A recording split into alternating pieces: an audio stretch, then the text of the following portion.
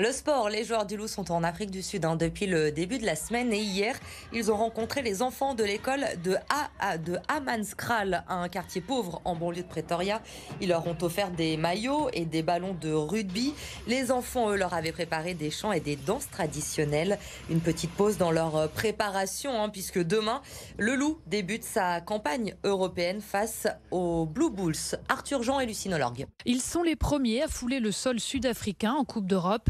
Parce que oui, ça y est, les clubs du pays ont intégré la compétition.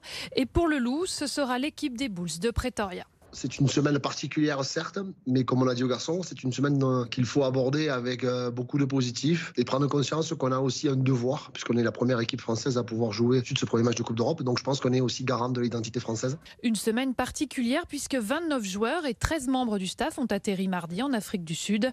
Ils y resteront jusqu'à dimanche. Je sais, pour beaucoup de gens, c'est bizarre qu'on joue Coupe d'Europe avec une équipe sud-africaine, mais honnêtement, pour nous, c'est une très bonne opportunité pour affronter des équipes qu'on ne connaissait pas, où on peut apprendre des choses, où eux, ils peuvent apprendre des choses.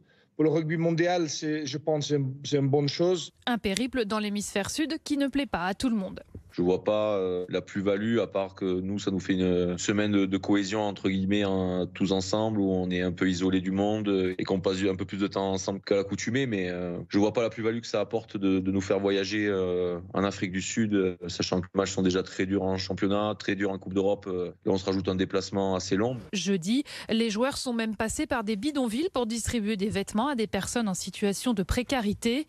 Un beau geste, à l'image de ce que l'on espère voir sur le terrain aussi, ce samedi à 18h30.